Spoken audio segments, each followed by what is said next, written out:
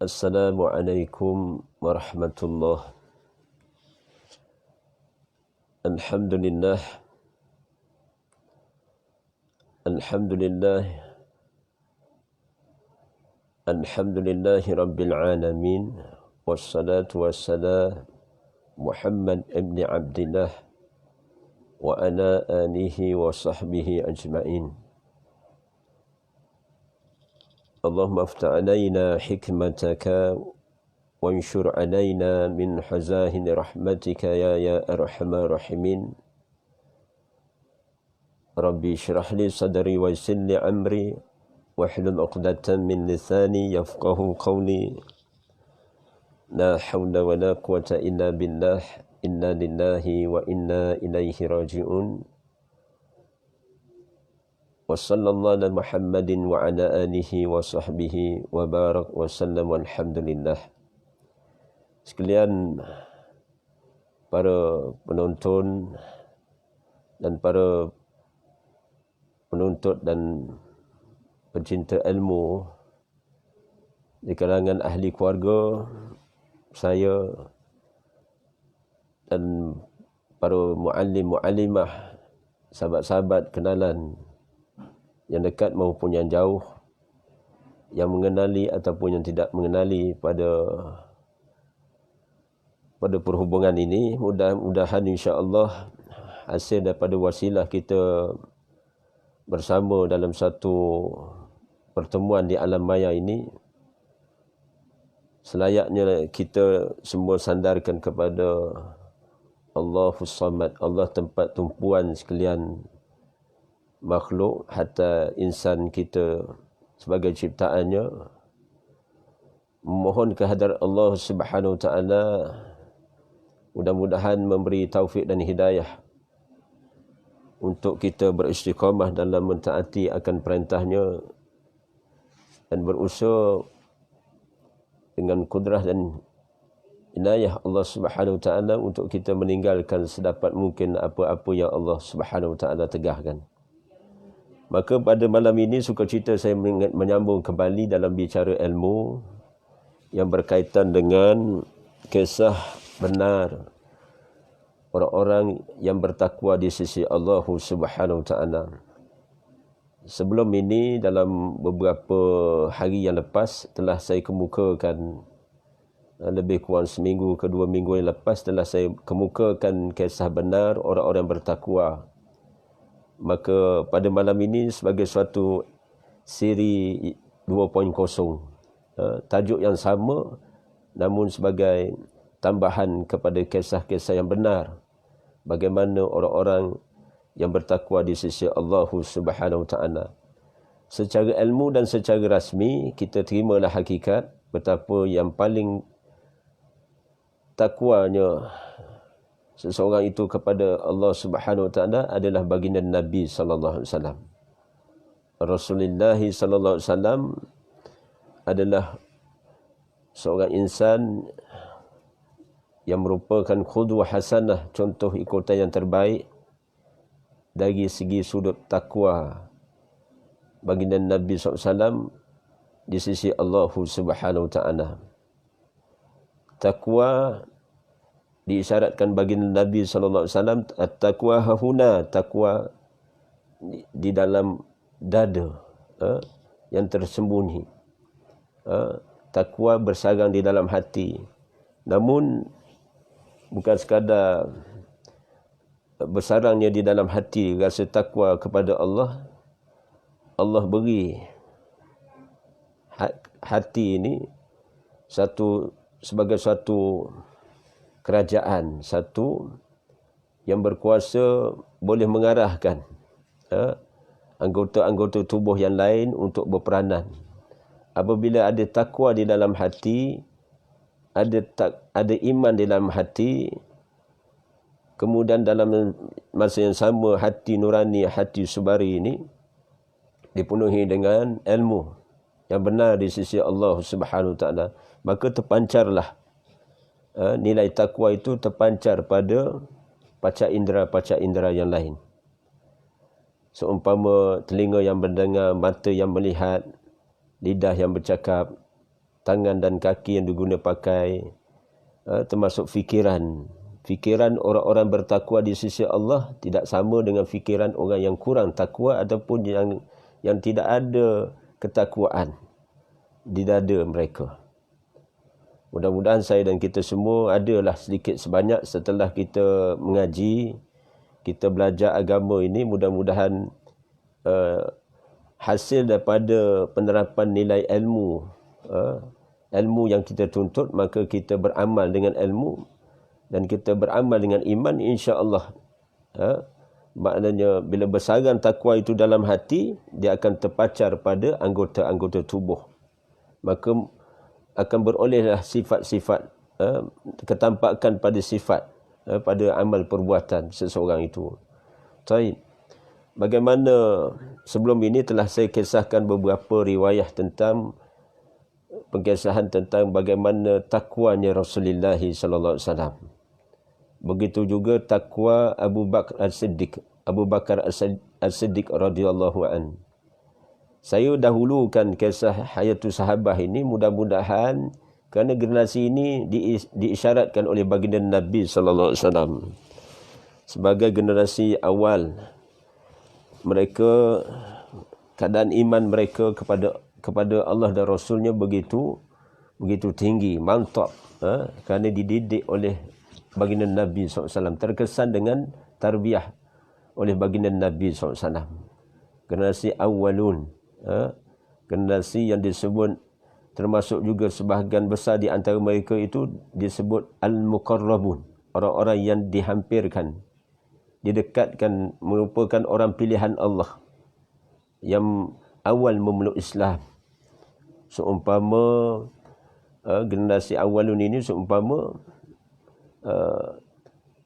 para isteri baginda Nabi sallallahu alaihi wasallam, termasuk juga makna di kalangan ahli keluarga baginda, termasuk juga menantu seumpama Sayyidina Ali karamallahu wajhah. Begitu juga sahabat-sahabat yang kanan dan kiri seumpama Abu Bakar As-Siddiq radhiyallahu anhu, termasuk juga menantu Rasul, termasuk juga yang diisyaratkan Rasulullah, 10 sahabat yang dijamin syurga. Di antara mereka 10 sahabat itu termasuk yang disebut kullafa rasyidin. Abu Bakar As-Siddiq, Umar ibn Al-Khattab radhiyallahu anhu, Sayyidina Ali radhiyallahu anhu, termasuk Sayyidina Utsman, yang disebut kullafa rasyidin. Subhanallah, termasuk generasi awalun ini golongan sahabat-sahabat lah. Jumlah mereka ada termaktub dalam sirah. Taib, pada malam ini kita mengimbau kembali bagaimana kisah yang benar dinyatakan oleh musannaf kitab Ihfazillah Yahfazka. Ihfazillah Yahfazka. Jagalah Allah, Allah akan jaga kamu. Jagalah Allah, Allah akan jaga kamu. Dinyatakan bagaimana kemudian selepas kekhalifahan Abu Bakar As-Siddiq radhiyallahu anhu berakhir, maka datanglah kekhalifahan, yakni Amirul Mukminin, yang disebut sebagai pengganti pada Abu Bakar As-Siddiq. Ini sebagai Amirul Mukminin, khalifah yang kedua selepas kematian Abu Bakar As-Siddiq radhiyallahu anhu. Umar bin Al-Khattab radhiyallahu an, Umar juga termasuk dalam golongan orang-orang yang sangat takut kepada Allah. Bahkan rasa takutnya dapat dilihat pada khutbah pertama ketika dia mengumumkan prinsip dan dasar-dasar pokok yang mesti diterapkan terhadap rakyatnya. First time dia memangku jawatan sebagai Prime Minister yang ketiga. Perdana Menteri bagi kerajaan Islam yang pertama adalah baginda Nabi sallallahu alaihi wasallam. Kita kena terima secara fakta. Rasulullah Muhammad bukan sekadar Nabi, namun sebagai Rasulullah, dan juga dia memegang amanah, baginda Nabi SAW memegang amanah sebagai Perdana Menteri Islam bagi kerajaan yang pertama. kerajaan Madinah Al-Munawwarah. Selepas kewafatan Nabi SAW, digantinya orang yang menjadi pilihan ummah pada waktu itu, iaitu Abu Bakar As-Siddiq radhiyallahu anhu. Setelah kewafatan Abu Bakar As-Siddiq, maka giliran Umar ibn Al-Khattab radhiyallahu an, bagaimana dia termasuk orang yang takut kepada Allah Subhanahu wa taala. Bahkan rasa takutnya dapat dilihat, diterangkan tadi, dengan ketika dia mula bercakap ucapan pertama dia ketika memegang amanah tampuk pemerintahan negara pada waktu itu. Dan beliau mengakhirkan khutbahnya dengan keadaan menangis. Bagaimana secara terbuka dia mengisyaratkan kepada para sahabat, kalian boleh menegur, memberi pandangan-pandangan, seumpama pandangan yang membina. Sekiranya Omar tidak betul, maka perbetulkan Omar. Very low profile. Seorang yang low profile. Walaupun kita secara ilmu setengah daripada kita anggap Omar ni tegas, syadid, seumpama orang yang tegas. Namun demikian, kita lihat bagaimana ketika dia menyampaikan khutbah yang pertama, yakni ucapan pertama dia ketika dia menjawab jawatan Perdana Menteri yang ketiga bagi kerajaan Islam di Madinah Al-Munawwarah. Sehingga kan dia menghayati, dia rasa dia sungguh beramanah kepada Allah. Dalam khutbah yang pertama, runtun jiwa dia sehingga dia menangis. Dia menyampaikan isi khutbahnya. Khutbah dulu tak ada teks. Khutbah dulu kita kena terima dari segi sirah, maknanya khutbah dulu berdasarkan iman. Mereka bercakap berdasarkan iman dan berdasarkan ilmu yang telah diterapkan. Ilmu yang mereka perolehi hasil daripada pembacaan ayat-ayat Allah dan hasil daripada mereka ittiba' sunnah, yakni qauliyah Nabi SAW, termasuk juga fa'li perbuatan Nabi SAW, termasuk diamnya baginda Nabi SAW. Subhanallah, Allahumma salli ala Muhammad wa ala alihi wa sahbihi wa barik wa sallim. Maka para sahabat ketika melihat Amirul Mukminin ketika itu sedang menangis, maka para sahabat bertanya, apa yang telah terjadi kepada Tuan? Ya Amirul Mukminin. Amirul Mukminin ini maksudnya ketua bagi orang-orang yang beriman. Ini satu istilah yang Masya Allah, generasi awal keimanan mereka, maknanya ketua di kalangan orang beriman tu ada ketua, ada chief dia. Dia ada chief, maknanya chief, maknanya dia punya amir dia. Dia mana amir dia, ketua dia. Umar radhiyallahu anhu menyatakan ketika sahabat bertanya apa hal yang berlaku pada Amirul Mukminin, maka Umar radhiyallahu anhu menyatakan, wallahi, demi Allah, aku berharap seandainya dahulu ibuku tidak melahirkan aku. Ini satu kata-kata luahan hati dia. Aku berharap seandainya dahulu ibuku tidak melahirkan aku. Seandainya aku hanya diciptakan sebagai sebatang pohon saja, lalu aku ditebang. Sesungguhnya aku, kata Umar ibn Al-Khattab menyatakan, sesungguhnya aku sangat takut pada azab di hari yang sangat mengerikan, yakni di hari kiamah, apabila aku bermaksiat kepada Allah.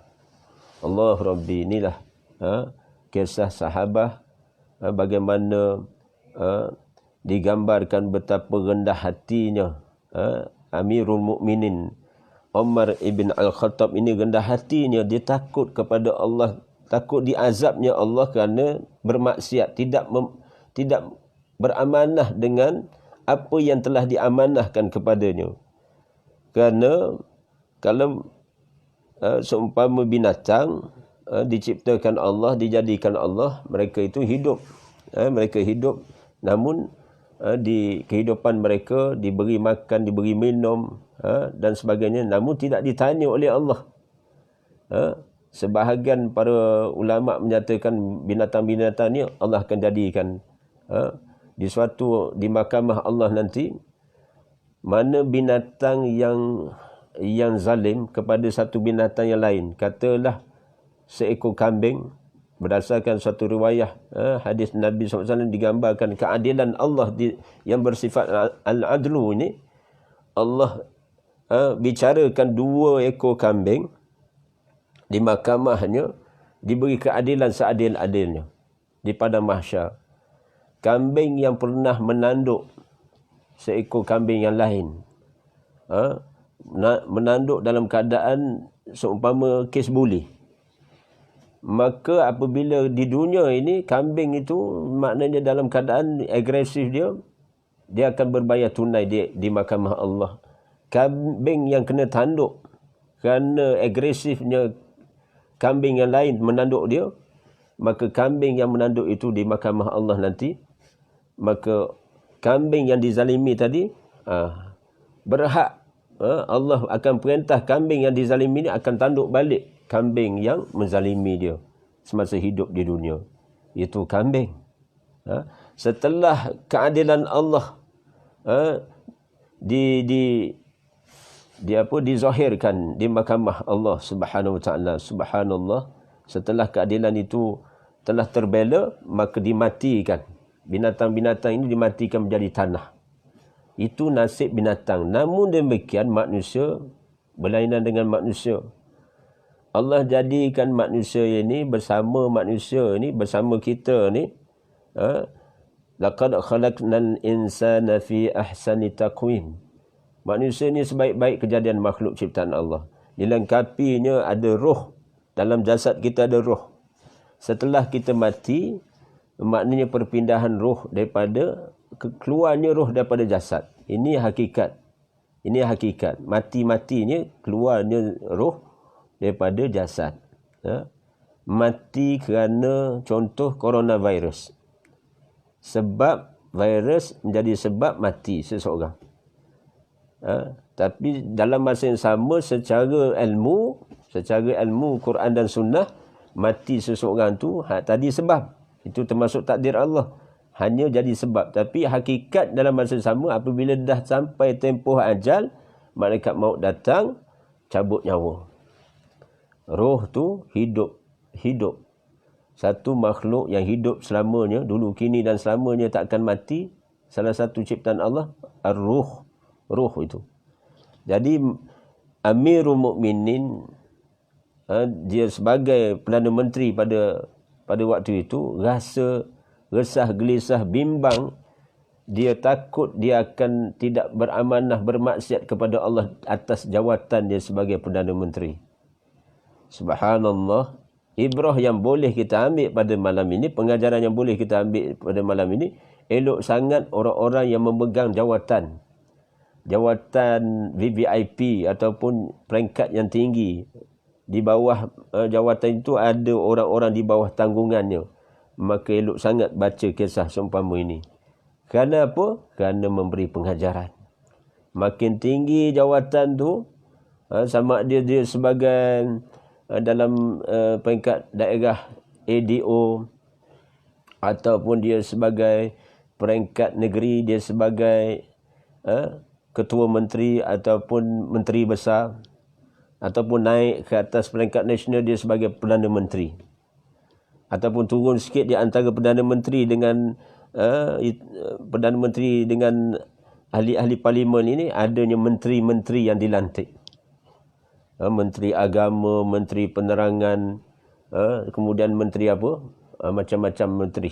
Menteri yang menjaga sektor kepentingan, maknanya dari segi apa? Ada menteri yang berkaitan dengan peladangan, ada menteri berkaitan dengan alam sekitar. Masya Allah, bagus. Mudah-mudahan menteri-menteri ini beramanah. Menteri-menteri ini beramanah. Tu pentingnya kita rakyat memilih penjawat jawatan seumpama yang mewakili rakyat peringkat VVIP ini.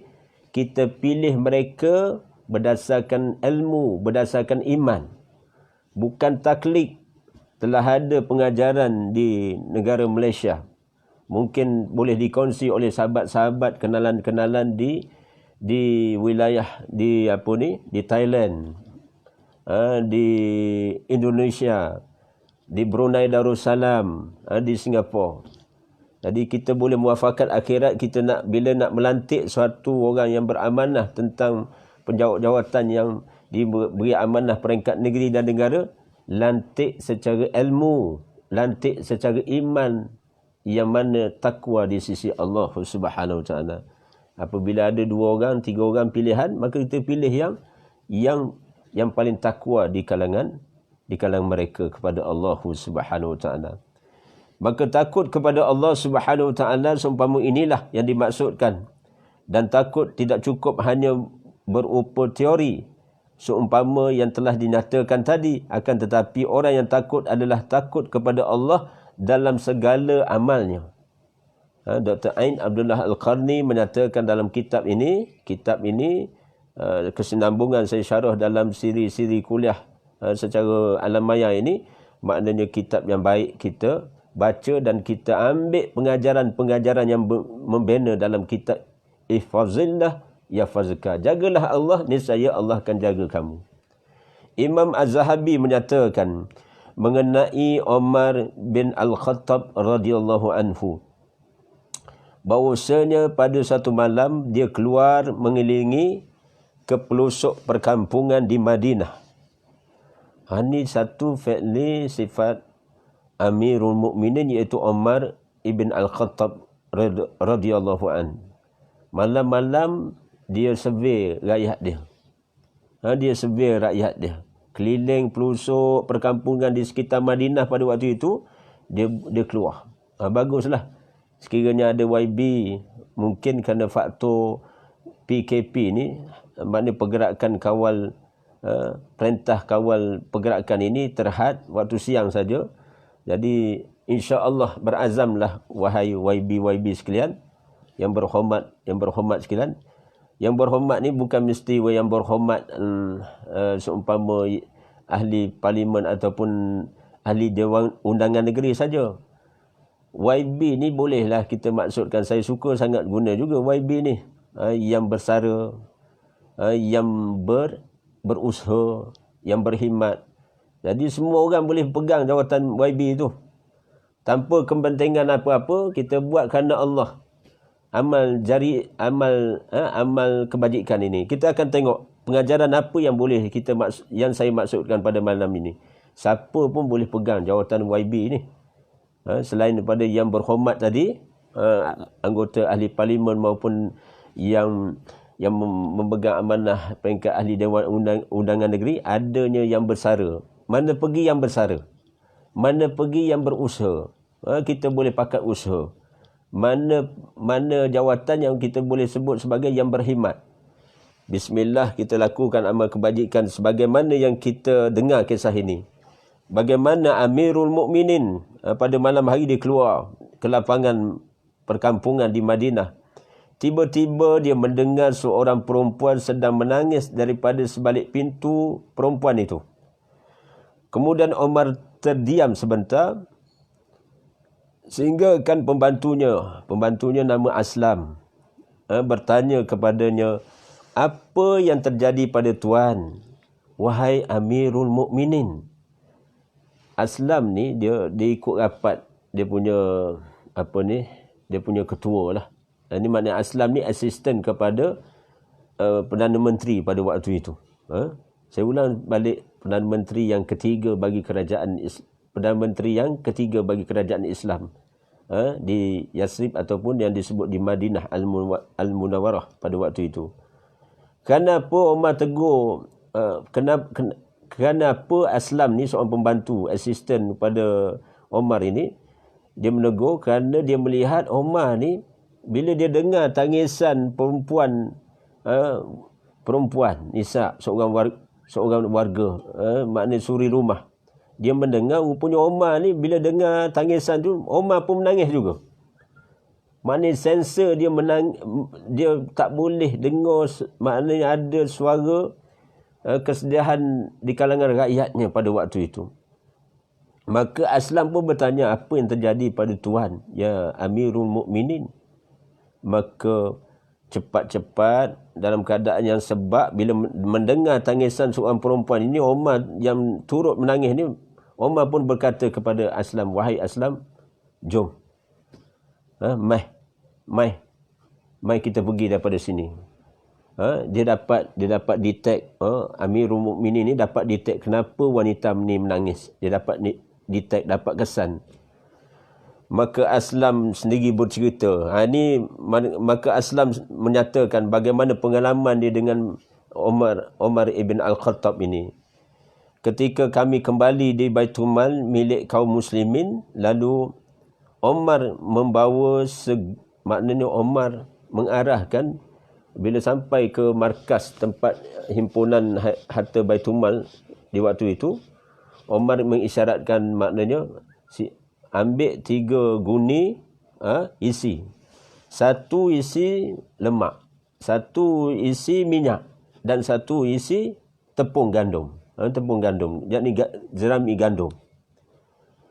Maka setelah diisi 3 guni ni dengan lemak, minyak dan tepung gandum ni, maka dia berkata, Aslam, kamu letakkan naik 3 guni ni di bahu aku. Maka Aslam ni pembantu dia heran, kenapa nak dipikul dengan 3 sekali ni? Sedangkan dia sebagai pembantu. Maka ditanya kepada, wahai Amirul Mukminin, biarlah saya saja yang mengangkatnya. Maknanya kan ada asisten dia, Aslam ni sebagai pembantu dia, tentulah Aslam nak ambil tanggungjawab untuk dialah sepatutnya pikul 3 guni ni. 3 guni lemak, minyak dan tepung gandum ini. Maka Omar ni terus jawab apabila maknanya permintaan Aslam itu, Omar terus jawab, apakah kamu akan menanggung dosa-dosaku di hari kiamat nanti? Ni subhanallah. Umar ibn Al-Khattab radhiyallahu anhu menyatakan satu persoalan, apakah kamu akan sanggup menanggung dosa-dosaku di hari kiamat nanti? Maknanya beratnya.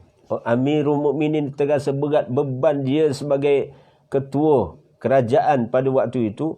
Apakah dia boleh lulus daripada keadilan di mahkamah Allah? Kerana tanggungjawab sebagai ketua negara pada waktu itu sangat berat. Ni terasa dengan iman yang ada. Ini terkeluarnya rasa iman di dalam dada Umar ibn Al-Khattab.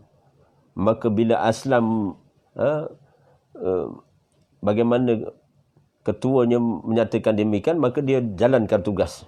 Dia ambil 3 guni ni, dia bantu, bukan bantu bawa, tapi dia bantu letakkan atas bahu Umar Al-Khattab radhiyallahu anhu. Maka Aslam pun berkata, mana dia menceritakan, Aslam menceritakan pengalaman dia, tengok sendiri depan mata dia, wallahi aku melihat bagaimana Amirul Mukminin sambil berjalan-jalan kecil di depan aku, maknanya berlari-lari anak. Kemudian bila sampai di rumah perempuan tadi, maka dia masuk, minta izin, dia beri salam, kemudian dia minta izin masuk, dan bukan setakat minta izin masuk, dan minta izin duduk di satu sudut rumah. Dia minta izin masuk, dia beri salam dan sampaikan sumbangan. Sumbangan lemak, seguni lemak, seguni gandum, seguni minyak tadi. Maka dia minta izin masuk. Itu adab. Adab kita beri salam kemudian minta izin masuk. Maka dibenarkan oleh perempuan itu. Jadi perempuan ni bila tengok keadaan 2 orang lelaki ni dalam keadaan bersungguh-sungguh nak membantu, maka dia beri masuk. Dia minta, Omar ini minta izin untuk duduk di satu tempat dalam rumah ni. Kemudian di waktu yang sama Omar sendiri membuat hidangan makan malam bagi keluarga si perempuan itu. Maka setelah cukup keadaan menu dan sebagainya, dah siap apa ni, perempuan ni pelik. dia tengok dua lelaki ni malam-malam datang rumah dia dalam keadaan bukan sekadar menyampaikan sumbangan, tapi tolong masak untuk makan malam. Maka ditanya kepada dua lelaki ni, siapakah kamu? Semoga Allah merahmati kamu. Wallahi, perempuan ni sebut, siapa kamu? Semoga Allah merahmati kamu. Bila melihat perbuatan Amirul Mukminin dalam keadaan menolong dia sambil memasak dia, maka perempuan ni dia tak kenal siapa dua orang lelaki ni. Maka dia menyatakan, wallahi, kamu ni lebih baik daripada Umar. Subhanallah. Umar yang mendengar kenyataan perempuan ini tarik nafas. Dia langsung tidak mengaku dia sebagai Amirul Mukminin, yang hakikatnya sebenarnya dialah Amirul Mukminin pasal dia Umar ibn Al-Khattab. Bagaimana perempuan ini menyatakan dengan maksud, dengan segala kerendahan hati, pelayanan ataupun bantuanmu dalam menyiapkan urusan rumah tangga kamu sebenarnya hakikatnya lebih baik daripada Khalifah Umar bin Al-Khattab radhiyallahu anhu. Subhanallah. Di waktu itulah Umar tahan perasaan, tidak mengaku, depan tu tak mengaku. Ini bezanya orang yang menyumbang ini, maknanya dalam konteks semasa ini kita boleh ambil contoh bagaimana Amirul Mukminin Umar ibn Al-Khattab tidak mengaku di depan perempuan sebenarnya dialah Umar. Dia maknanya dengan maksud dia melakukan demikian kerana apa? Kerana dia rasa lebih amanah lagi, dia merupakan tanggungjawab dia, bukan tanggungjawab siapa pun, tanggungjawab dia sendiri, Subhanallah, nak menyatakan tahap keikhlasan seorang Amirul Mukminin. Dalam soal amal kebajikan ini ada masa dari segi sunnahnya, ada masa kita buat secara diam-diam, secara tersembunyi, ataupun tidak diisytiharkan kita buat amal kebajikan. Tapi dalam keadaan-keadaan tertentu dibolehkan, harus bagi seseorang itu untuk memberi contoh kepada orang lain, maka boleh dizahirkan. Orang-orang tertentu, maka dia boleh niat. Dia niatlah sekuat tenaga dalam hati dia niat kerana Allah. Jadi begitu juga kalau sekiranya seorang yang menjadi wakil. Saya tengok perkembangan seorang menteri yang dirahsiakan, tidak saya nyatakan dengan jelas untuk menjaga maknanya amanah atas amalan itu. Seorang menteri, maknanya dia turun bersama satu kumpulan, satu grup dalam suasana perintah kawalan pergerakan ini. Dia mewakili maknanya satu dana yang dianjurkan, kemudian dia turun ke lapangan. Dia sebagai menteri, dalam masa sama dia juga sebagai pemegang amanah untuk menyampaikan. Maknanya ada supporter daripada belakang.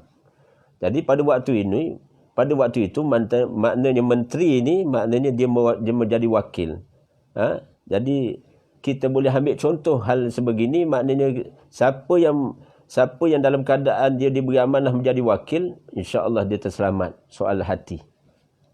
Soal hati dia ketika buat kerja amal ni, ada masa hati kita diganggu oleh waswasil khannas. Namun demikian, apabila dah biasa buat, dah istiqamah buat, insya-Allah sesuatu amal itu bila dah dilakukan sentiasa, maka Allah pelihara hati orang yang beramal ni. Apabila memang rutin dia menolong orang, maka Allah akan pelihara hati orang ini. Memang dia dalam bab membantu kebajikan maknanya orang-orang yang berkaitan dengan asnam ataupun orang yang layak terima sumbangan dan sebagainya, maka Allah pelihara kerana sifat istiqamah. Kerana istiqamah itu sebenarnya hampir kepada keikhlasan. Tanda-tanda seorang itu ikhlas apabila dia istiqamah. Cuma istiqamah itu di depan mata manusia satu hal, tapi di belakang mata, di belakang tabir itu satu hal. Kerja amal yang di belakang tabir itu sebenarnya juga perlu ada. Perlu ada. Dan sebenarnya dia menyelamatkan amal-amal kebajikan kita yang buat di depan-depan orang ramai ni. Kerana banyaknya kerja amal yang kita lakukan di belakang mata orang lebih bernilai daripada yang depan ini sebagai contoh qudwah hasanah, contoh ikutan yang baik. Jadi itu satu cabang amal kebajikan. Jadi bagaimana disebut dalam riwayat ini, apabila telah selesai urusan membantu keluarga perempuan ini, maka subhanallah, Umar bersama Aslam tadi balik kepada ke rumahnya, dan di waktu itu tatkala setelah selesai, maka Aslam dan Umar kemudian beransur, kemudian waktu itu azan subuh berkumandang. Maknanya memang di satu malam hari yang gelap gelita, dalam satu keadaan yang gelap, satu malam hari, kemudian sampai ke subuh, Umar ni buat kerja amal ni. Suasana malam tidak menghalang dia buat kerja amal sebir rakyat pada waktu itu. Kemudian ketika azan berkumandang, maka dia pun melaksanakan, maknanya dia sebagai imam. Ini bagus ibrah pada malam ini, pengajaran dalam kisah ini.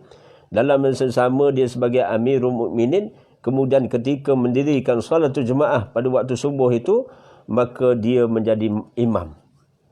Maka dia sebagai Perdana Menteri, dia juga sebagai imam. Begitulah Rasulullah SAW. Nabi Muhammad bukan sekadar Nabi dan juga lagi Rasul, tapi Nabi Muhammad SAW, Rasulullah SAW juga seorang, maknanya Perdana Menteri dan juga seorang imam. Imam kabir. Imam yang maknanya contoh imam yang terbaik adalah baginda Nabi SAW. Sirah, nubuah, kenabian Nabi Muhammad itu dicontohi. Fi'li perbuatan Nabi itu dicontohi oleh Abu Bakar As-Siddiq, kemudian sampai kepada Amirul Mukminin yang kedua. Dan ketika Umar menjadi imam itu, dia tatkala dia membaca setelah membaca surah Al-Fatihah, kemudian dia membaca satu surah, yakni surah As-Saffat. Surah As-Saffat. Maka di waktu sampai pada satu ayat, waqifuhum innahum mas'ulun. Satu ayat, apabila sampai pada satu ayat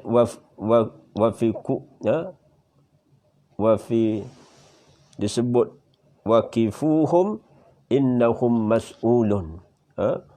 Bagaimana surah As-Saffat ini pada ayat yang ke-24,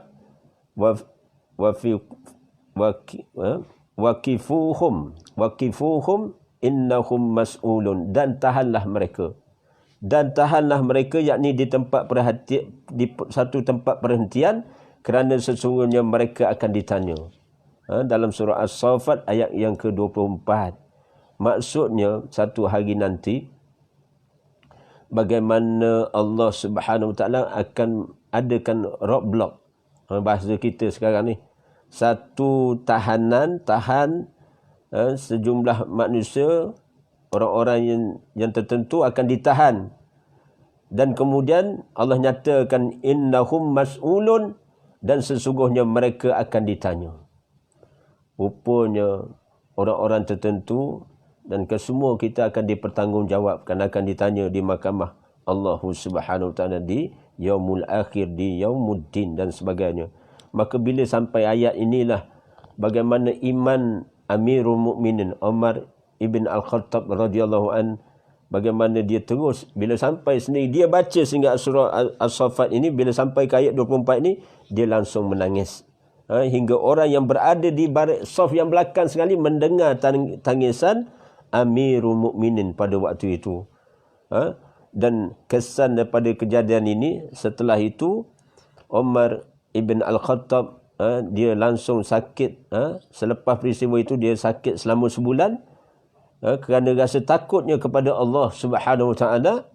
Dan di waktu itulah bagaimana kita dapati kisah ini, subhanallah, memberi pengajaran yang baik kepada saya dan kita semua.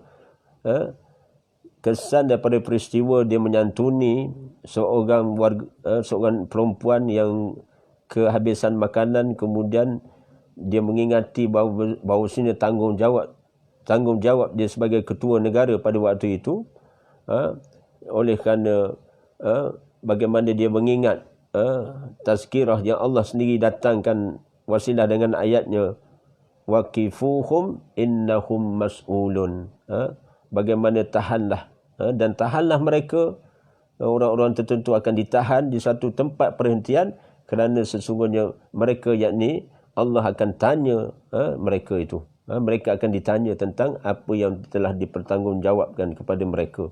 Subhanallah, kesan daripada itu maknanya Umar ni jatuh sakit selama sebulan. Kerana apa? Kerana rasa takut dia kepada Allah Subhanahu Wa Taala. Maknanya rasa takwa dia kepada Allah Subhanahu Wa Taala. Allahumma salli ala Muhammad wa ala alihi wa sahbihi wa barik wa sallim.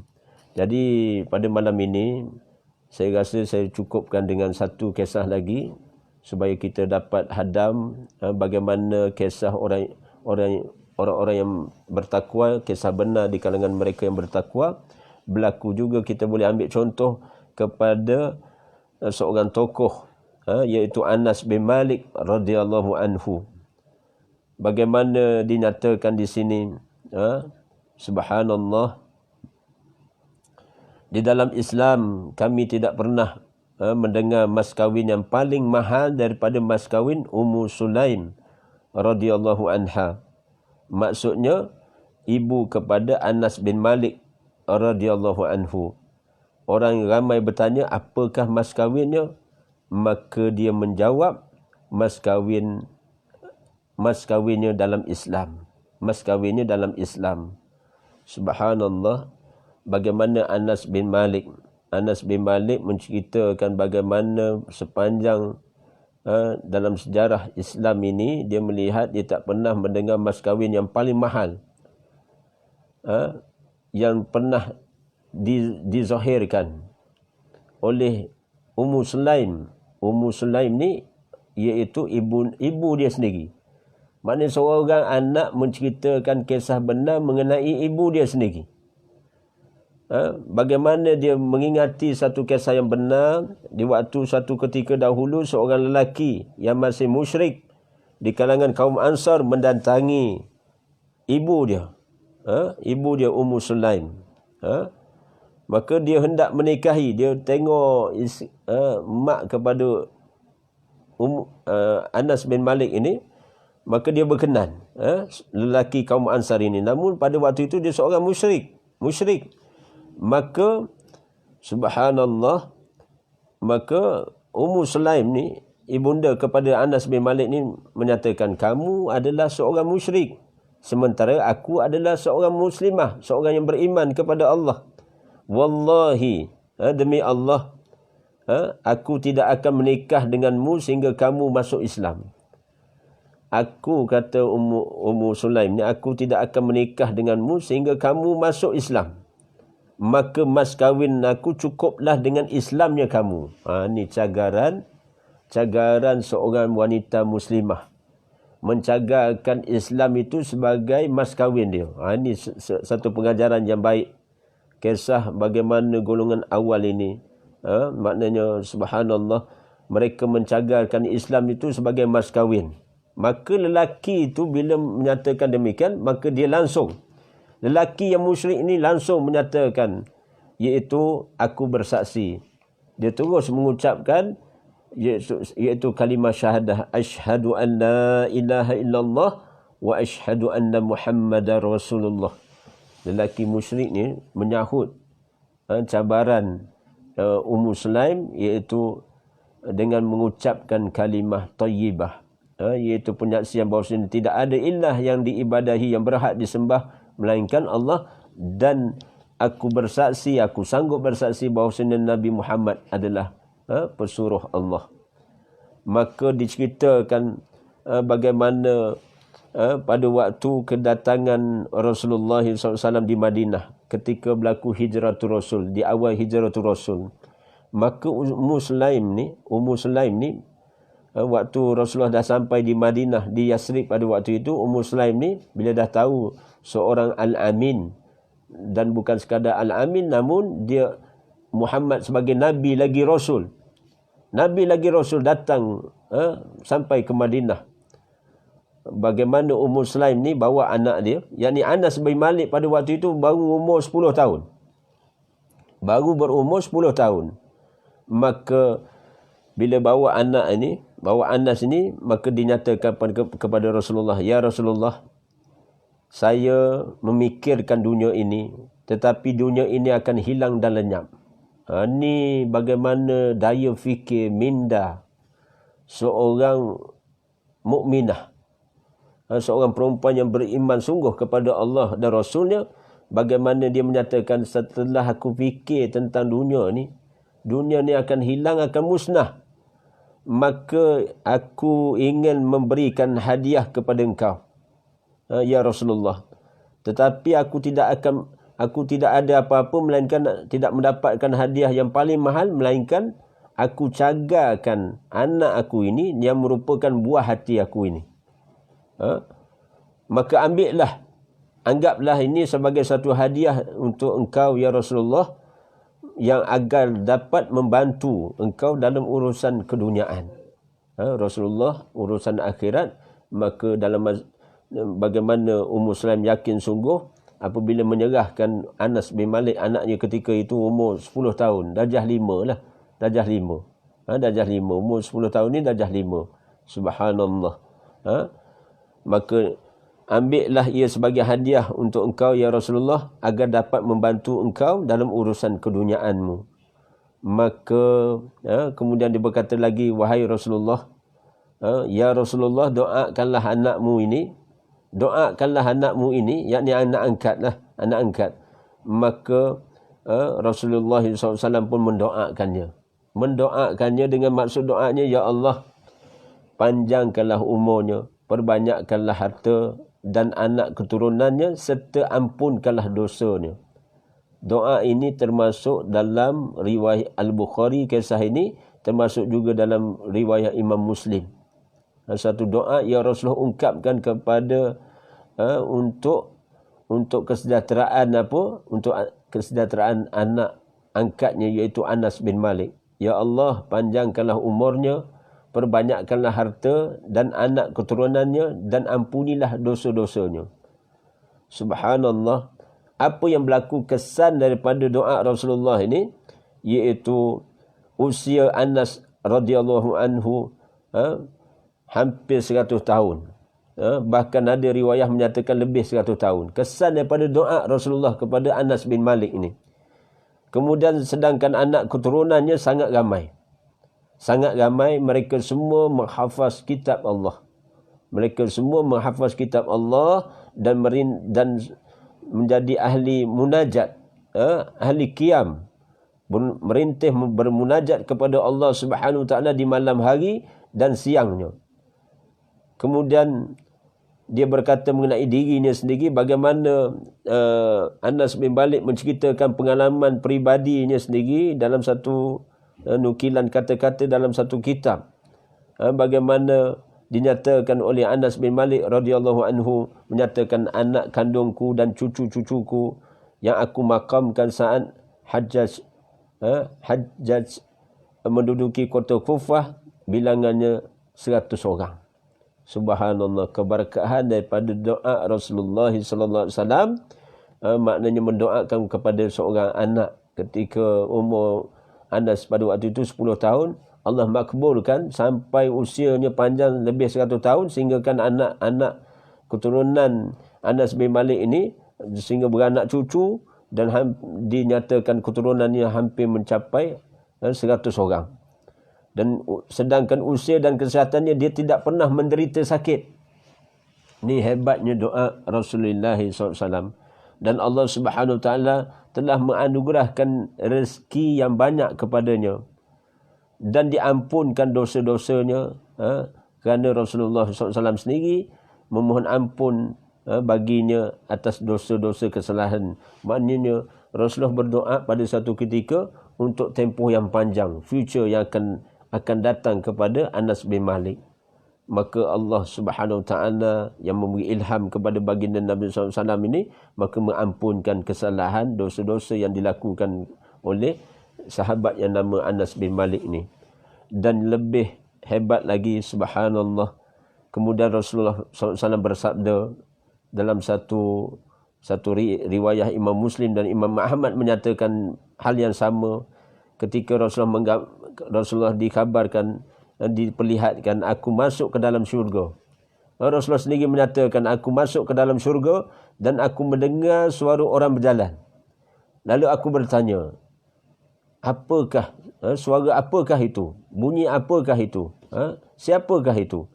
Maka ada suatu suara yang menjawab, itulah Rumaisah binti Wilhan. Siapakah Rumaisah binti Wilhan itu? Dialah ibu kepada Anas bin Malik. Subhanallah. Subhana rabbil azim. Allahumma salli ala Muhammad wa ala alihi wa sahbihi wa barik wa sallim. Jadi pengajarannya apa, muslimin muslimah, mukminin dan mukminah semua, nilai cagaran emas kahwin dengan kalimah syahadah. Dengan kalimah syahadah. Dicagarnya emas kahwin oleh ibu kepada Anas bin Malik ini kepada seorang musyrik, kalau kamu nak menikah dengan aku, tak ada syarat lain melainkan Islamnya kamu. Maka maknanya bapa kepada Anas bin Malik ni, seorang musyrik pada asalnya, masuk Islam, dia langsung mengucapkan kalimah syahadah. Kalimah syahadah. Maka bila sampai pada satu keadaan, maknanya setelah usia Anas bin Malik ni 10 tahun, maka Ummu Sulaim, yakni ibunda kepada Anas bin Malik sendiri, mendatangi Nabi, mencagarkan Anas bin Malik sebagai khadamnya, sebagai pembantunya. Subhanallah, ni bab pengorbanan. Bagaimana seorang maknanya berkaitan dengan iman di dalam dada dan rasa takutnya kepada Allah. Ini sifat orang-orang bertakwa. Dia mengorbankan jiwa dia dan mengorbankan anaknya sebagai satu cagaran kepada baginda Nabi SAW. Maka timbal balik pada itu, Rasulullah mendoakan keluarga itu, termasuklah terkesan kepada Ummu Sulaim sendiri. Ummu Sulaim sendiri, subhanallah, diganjarkan masuk ke dalam syurga. Kenapa? Rasulullah mendengar bila ketika peristiwa Rasulullah diperlihatkan syurga Allah, ketika Rasulullah menyaksikan bagaimana keadaan syurga Allah, maka dia mendengar suara orang berjalan. Maka bila ditanya siapakah itu, mungkin peristiwa ini dia peristiwa Mi'raj Nabi. Kerana ada penglihatan yang gaib ketika naik Mi'raj Nabi, Rasulullah diperlihatkan tentang syurga.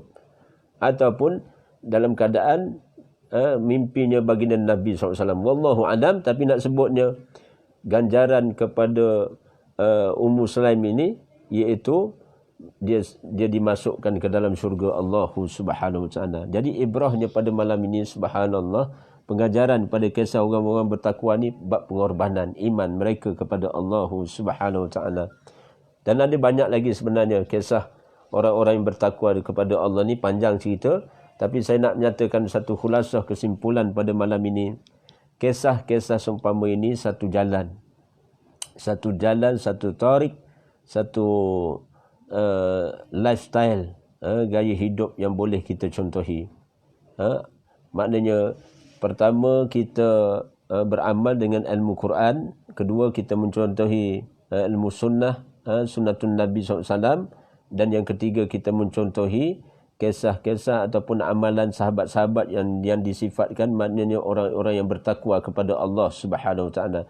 Atas 2 ataupun 3 kisah ini, subhanallah, jadi boleh kita ambil pengajaran pada malam ini, insya-Allah. Jadi dengarlah, ambillah perhatian kepada kisah-kisah orang yang soleh, terutama para sahabat, kerana seumpama Imam Abu Hanifah sendiri sangat suka mendengar kisah orang yang bertakwa, orang-orang di kalangan sahabat.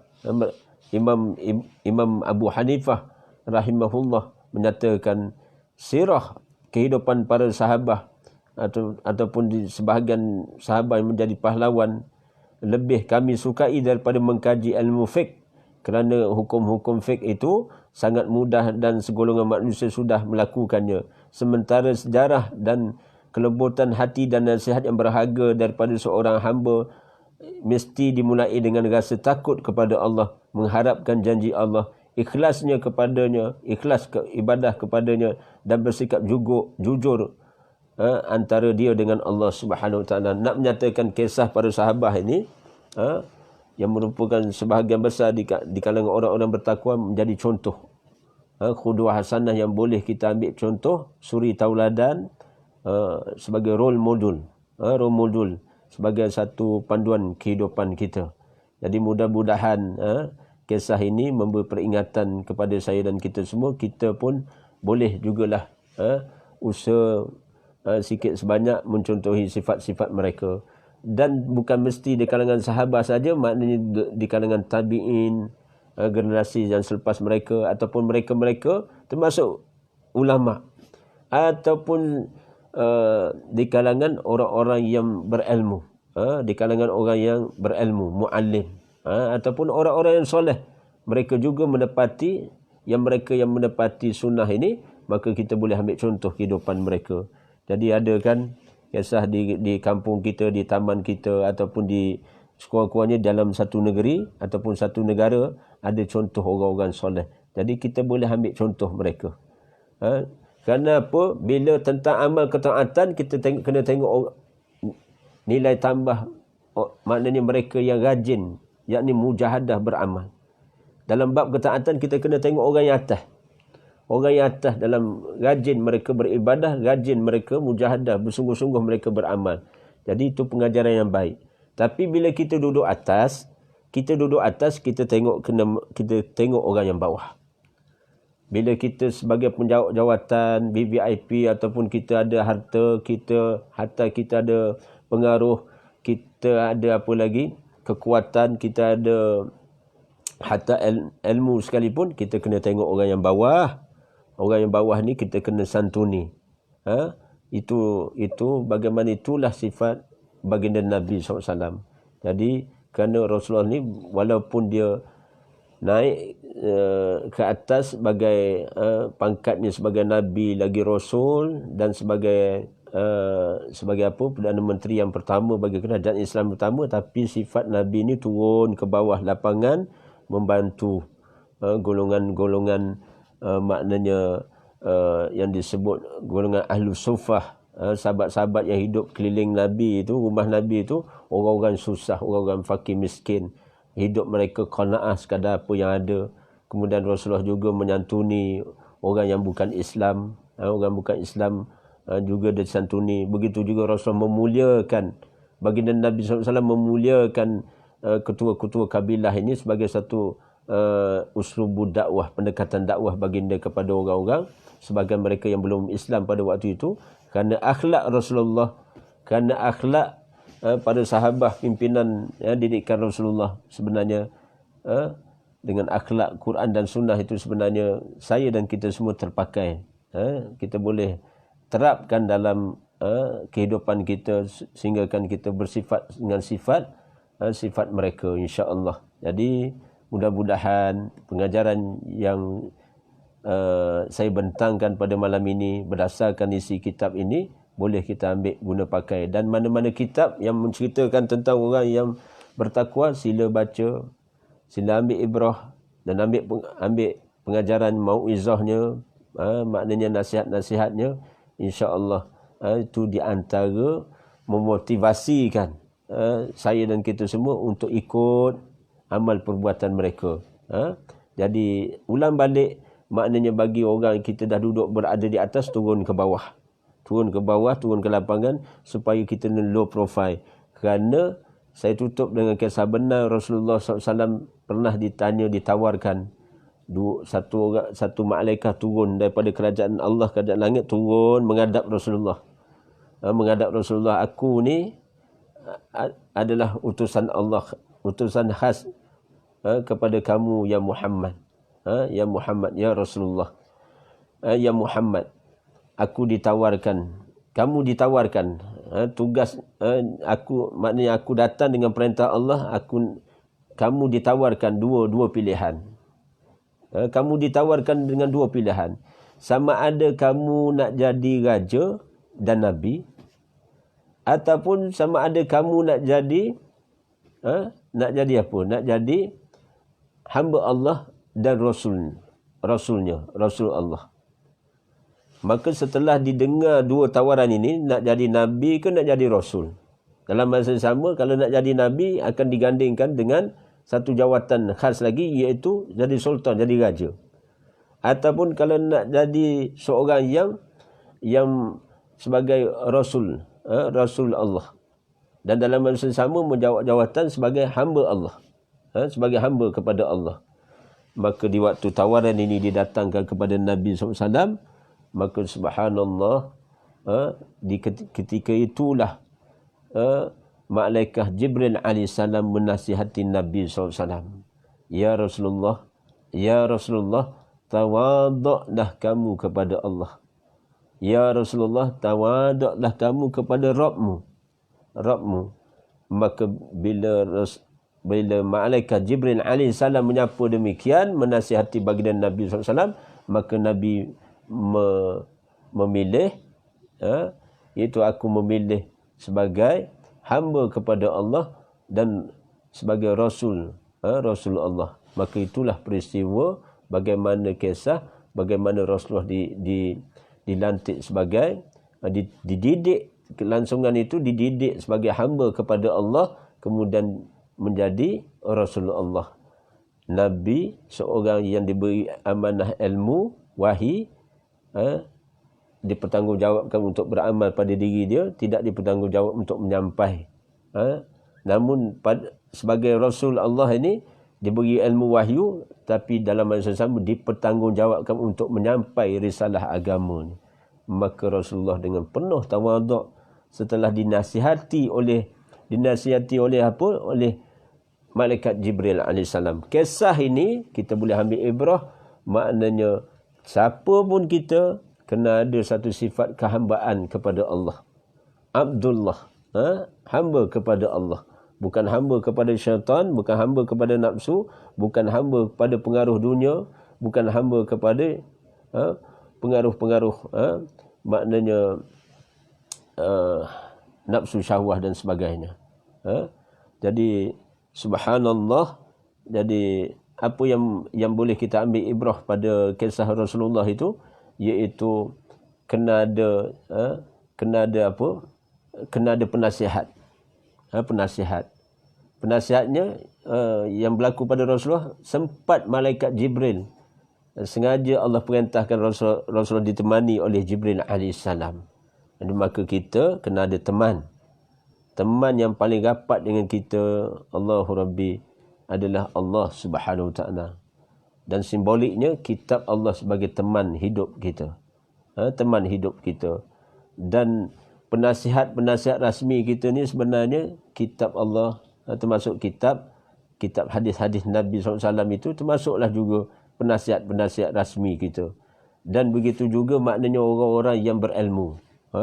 Di kalangan kita, guru-guru kita, para ulama yang ada ilmu, mereka juga boleh kita jadikan sebagai satu sandaran, rujukan yang boleh kita minta nasihat mereka dan bimbing kita dan sebagainya. Jadi maknanya Masya Allah, cabang untuk menuntut ilmu ni dalam masa yang sama luas, tapi dalam masa yang sama ada kaedah dia, ada uslubnya. Jadi boleh kita guna pakai. Kita mendengar dalam masa yang sama ada tindakan susulan daripada, walaupun kita mendengar kisah ini, kisah-kisah orang soleh, kisah-kisah orang bertakwa ini, rupanya ada pengajaran di sana. Jadi kisah-kisah yang baik kita jadikan suri tauladan buat diri sendiri, buat saya sendiri, dan kita boleh mencontohi sesiapa pun selagi mana perkara itu yang baik datang berdasarkan penunjuk Allah dan Rasulnya. Cukuplah sekadar ini. Wabillahi taufiq wal hidayah. Wassalamualaikum warahmatullahi wallahu a'lam. Siru ala barakatillah. Wallahu a'lam. Jazakumullah khairan jaza. Terima kasih atas perhatian semua. Doakan saya dan kita semua dalam keadaan tenang di sisi Allah dan kita semua Allah Subhanahu wa taala pelihara dan jaga dengan taufik dan hidayah Allah Subhanahu wa taala. Wallahu a'lam. Istiqamahlah dalam beramal dan mujahadah dalam beramal, insya-Allah menghampiri sifat-sifat takwa kepada Allah dan takut kepada Allah, dengan menyaksikan ataupun mendengar kisah-kisah orang-orang yang bertakwa dan orang-orang yang maknanya menjadi pilihan Allah. Wallahu a'lam. Assalamualaikum warahmatullahi wallahu a'lam.